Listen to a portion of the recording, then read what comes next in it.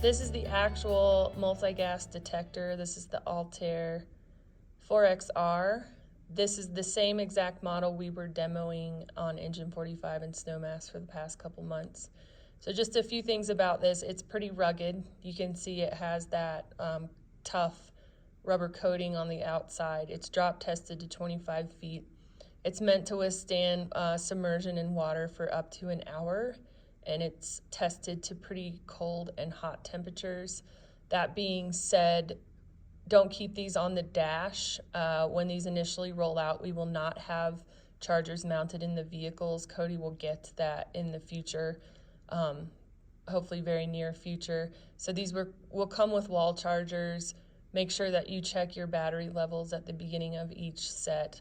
The battery should hold a life while the machine is on for 24 hours. So if it lives with the power off, it should last you a good while.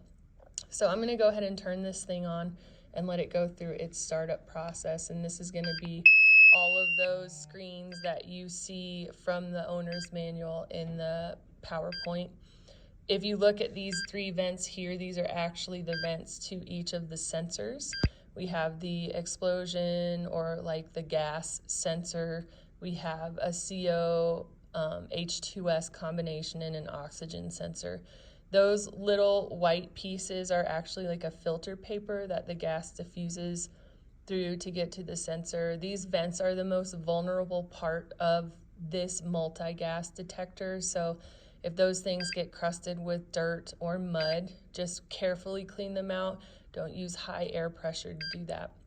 If your screen goes black, you can quickly press the power button there. And then you can see kind of what's going on. So it's just running through our sensory discovery, and those are all those parameters and set points. Time, date, last calibration, which was yesterday. And then it's going to ask us for our fresh air check.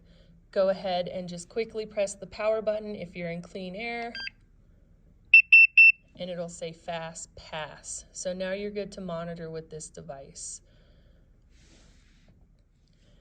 The arrow keys up and down, the up arrow doesn't really have a whole lot of functionality. The down arrow is going to get you into a menu. So the first is a bump test. In the future, we will be bump testing these at the beginning of each set once we have those Galaxy stations at each house, but for now we're just going to calibrate once a month. After the bump test, you see this mountain here and it's kind of pointing up. These are the upper limits. So if you go on a call with a CO reading, it's going to record the highest CO reading that you get during that call, or the highest hydrogen sulfide, or the highest of your explosive gases. If you click down, so let's go through bump tests. There's the upper. If you click down, it's going to show you the lowest that the oxygen level got to. So continue through that menu. You can see your short-term exposure limits. If you're in an IDLH, it's going to show you those. It's going to show you a time-weighted average. These features are used more for folks in other industries like mining or gas. And it also has your time, which you can change here if you need to, and date. These should never be wrong, but if you needed to for some reason change, you could do that here. And then this also has like a pass device capability. Again, this is for industries other than the fire industry where these guys wear this. If they turn their motion on, it's just like your SCBA pass device. So then you just go through that menu like that. And what I'll do is I will decrease our oxygen by breathing into this sensor, and I'll show you how it records that lower limit in that menu. So hold on just a second. Okay, so I decreased the oxygen to the sensor, and now the device is alarming. To reset the alarm for any reading, you just hit the up arrow, and it resets the alarm. Okay, so we know we were in a low oxygen environment, and we're curious, well, how low did it go? So I'm going to go back to that menu. There's the upper, and here's the lower. The oxygen in that environment, the lowest it went was 18.8.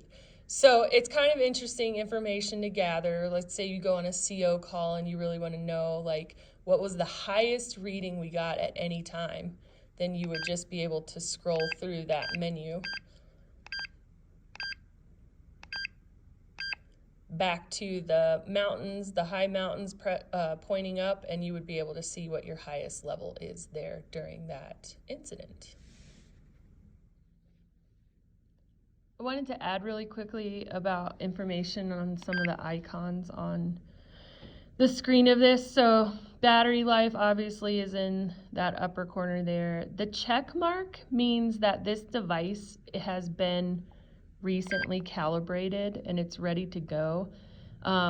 If for some reason it's not, it might come up with a triangle that has an exclamation point in it, and then you would just want to take it to the Galaxy station and dock it and calibrate it.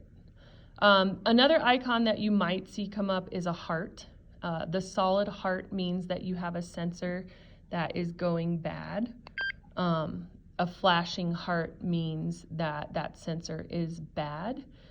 These are under a 4-year warranty, where within that time, if we have something like that occur, MSA will take care of it for us. After that time, we'll have folks trained. These are all we're able to change these sensors on our own. Please do not take these machines apart unless you have been properly trained to do it.